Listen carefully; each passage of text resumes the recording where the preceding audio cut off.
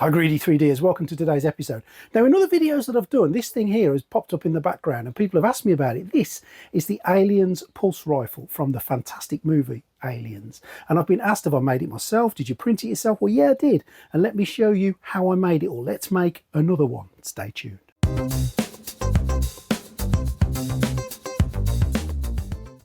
want to introduce you to a personal friend of mine.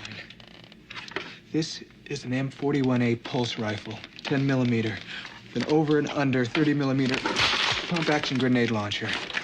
Feel the weight. Now this iconic piece was made entirely out of PLA, and I managed to get the file way back, and that file's still available on Thingiverse. It is a free download. Now there are quite a considerable number of parts to this, and I'm going to print everything in JamJ high speed PLA using two of my printers. That's the Ender 3 version 3 and the Creality K1. Here is said Ender 3 version 3, and there is said JamJ high speed PLA. Thoroughly recommend this filament. It is marvellous. It has never let me down. It is a fantastic brand of filament, and you can see the quality at work there on both the V3 and also the K1. Now they are going to bang those pieces out. I'm printing it around about 250mm speed, and for those of you that know the K1, it's got a built-in camera, and if you've got Creality Print you can see it from the software, but my version 3 has no camera, so I'm using this cheap old IP camera to just watch everything. I'll put a link in the description of where you can get it from. It just connects to your phone, and it's a fantastic bit of kit. The K1, you can have a look at time-lapse of them as well. That's something wonderful you can do, and there's a couple of pieces being printed. The other good thing with having a built-in camera is when you're printing anything, things don't always go to plan. As you can imagine, things sometimes go astray, and on the camera built into the app, this is what I saw on this occasion. So I stopped the print and started it again. Happens sometimes in 3D printing. So 11 loads later, the Ender 3 and the K1 using the JamJ high speed have done all their work, and everything has been printed, and it's all come out absolutely fantastic. As you can see there's quite a few pieces. We said that at the start there's going to be a few, and as you can see I do need to do a little bit of cleanup on all of these bits, so I've just laid them all out so I know what I'm doing to have some organisation. Now a tool you really must get is this is a deburring tool, and I'll see if I can pop a link in the description for you. I got this from Maker Central, and this is a game changer. Now you know with PLA prints, especially if you've used a brim, you get a little bit of a lip on there, and before to get it off, maybe you were using your cutters, maybe you were using sandpaper. This deburring tool, as I say, is an absolute necessity. It is a game changer.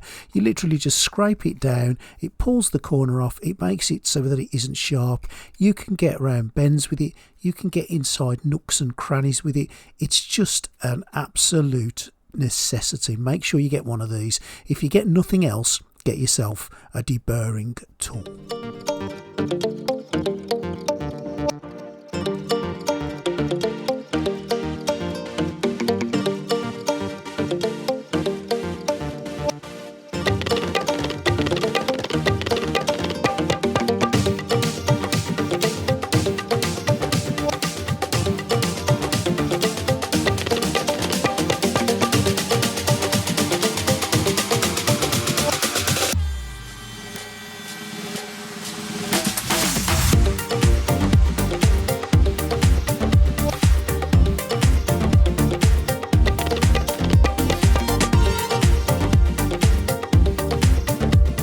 Once all your pieces are clean and ready to go, don't fret.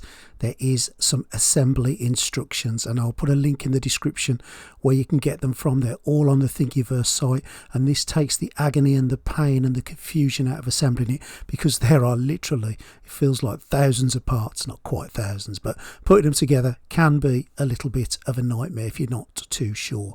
Now to put them together, what I'm going to do is I'm going to use just some plain old super glue and some activator. I found this to be a really strong connection. I know you can use other things like 3D glue, but just score your surfaces a little bit with your tools there with your pliers or your snippers, just to give the glue something to snip into. Pop a little bit of glue on. You don't need too much at all. The important thing with super glue and activator is you only get one shot really.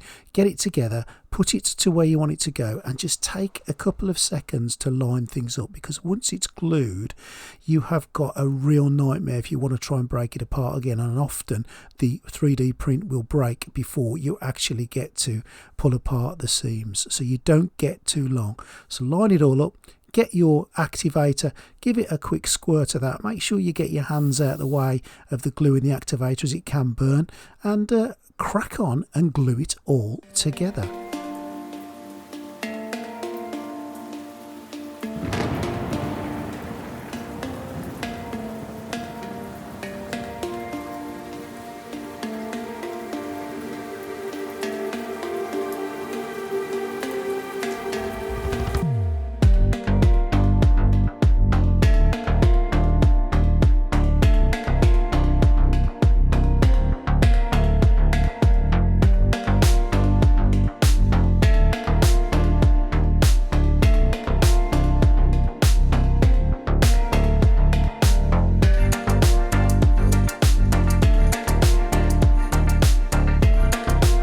From an assembly perspective it wasn't too difficult, but there are some parts of this model that just don't fit, and if you read the comments in the description on Thingiverse you could see that this is a common theme. So there's a couple of bits I just want to tell you about. The first bit here that I'll show you, the actual original piece, it's the stock that sits just underneath the shroud, and you need to cut, or I had to cut, around about 1 inch in length and 3/4 of an inch in height off the end of it to get it all to fit together. The second thing I had to do was with the end stock, the bit that you pull out, I had to reprint that, and I reprinted it at 3% larger because it just would not go in at its normal size. So 3% larger for that bit, and now I've done my test fit and everything fits together fine. I'm going to do some filling. What I'm going to use to fill some of the gaps here is some UV resin in a precision bottle. I'm going to pop a little bit into the gap, I'm going to cure it underneath the UV light, and I'm going to sand it. Now I've left the UV light on while I'm sanding because if any of the resin is a little bit thicker, and as you sand the first layer off the layer underneath is still uncured, the UV light will cure it. And it's just a case of taking a little bit of time, popping some UV resin in there, curing it, sanding it. Now you can use wood filler, you can use Green Stuff World for this, but for me a little bit of UV resin in these fantastic precision bottles, and the whole process is really simple.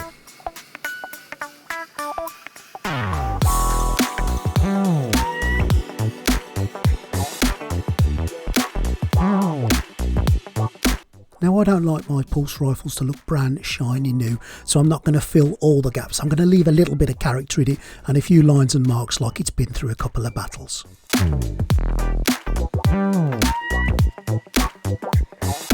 Now when you've sanded the living bejesus out of it, you need to make sure you get all that dust off. So I'm just going to use a paintbrush to flick that dust off. The last thing you want in your colours is bits and pieces of dusty sandpaper. So make sure you give it a really good clean over, sand anywhere you've missed, get the dust off, keep it nice and clean for the next stage, which is going to be the painting process.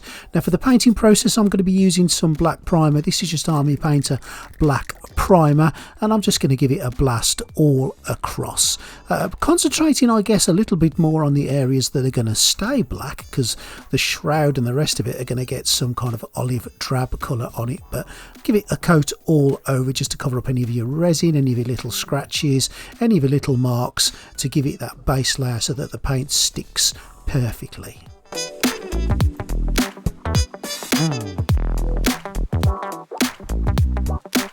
Now once everything is dried and after an hour of masking, here we have it ready for its green. If I made this again, and my advice to you I guess after making it, is leave the shroud off until it's painted. It will save you all of this masking.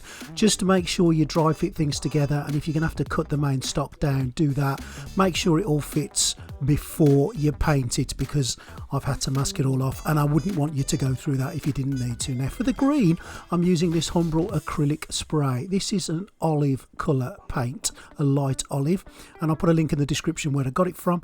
And all I'm going to do here is gently and with sort of smooth, regular linear motions just spray it across. Make sure you shake your can really well, as you don't want any runs on it and you don't want any splatters. And with spray painting with a rattle can, the important thing is just regular motions and not too heavy in one place. You really don't want any runs. It's better to go over with a couple of layers than do it all in one go and get a load of runs, because once those runs are in there, it's an absolute nightmare to put right. Again, make sure you shake that can intermittently, make sure you rattle it really well. And I found this colour to be awesome for the pulse rifles. I've gone through a couple of trial colours, but this one was and has always been my favourite colour. And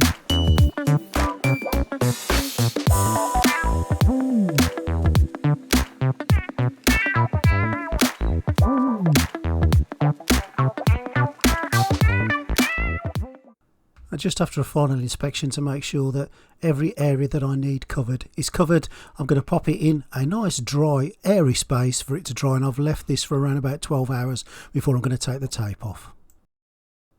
The great masking tape reveal. So the tape's coming off and the black has stayed black, the green has stayed green. It's all good. You might just need to go around the edges a little bit with a brush just to tidy it up. Now, if you look into the high detail of this one, there's still a few gaps and there's still a few bits that I could have sanded and filled a little bit better. But do you know what? I'm happy with this. I really just wanted to show you how easy it was to make one. If you make your own, I'm sure you'll take a lot more care with it. Now I'm just using a little bit of double-sided sticky magnets here to make the ammo clip just connect magnetically to the bottom of the rifle. It just means I can push it in and take it out without it falling out really, and I'm quite happy with how that's come out. Again, there's probably a myriad of ways you can make it do this, but for me it's just nice and simple, nice and easy, and it does the job. Just to age the gun up a little bit more, because I do like my guns to be a little bit aged, I'm going to use some silver paint and an old bit of sponge, and all I'm going to do is put some of that silver paint on, get a lot of it off with a bit of kitchen roll, and just dab it up and down the edge. I just want the gun to look battered. Now again, for me, my preference when I make props like this is to make them old, worn and battered. I want it to look like it's been on LV-426 with a bunch of aliens and it's been used to death. I do not like a gun, a pulse rifle especially, the M41A, that's just come off production line. It's not for me. So I'm okay with it looking a little bit tatty, a little bit battered, and some of the joins not quite being filled properly. That's just how I like it. When you make yours, you have a choice. You can do it to death. You can get rid of every little blemish if you want, and you can make it just look like it's come off the factory showroom. The next thing I'm going to do is I'm just going to print this little 95. I'll try and put a description for this for a Google link to my site, just so you can get this. You haven't got to go hunting around for it. I've just printed it on a bit of glossy paper, and I'm just going to glue it onto the rifle. Simple as that. If you want to go to the detail of getting some LEDs and connecting them all in and all that, again, it's open to you to do that, but all I'm doing is putting a little bit of Elegoo gloss on top of this glossy paper, and that is done and dusted. I hope you've enjoyed this process. I hope you've enjoyed the making of it. I've certainly enjoyed it. Let's have a little look at the end, and if you've got any questions or comments, please let me know.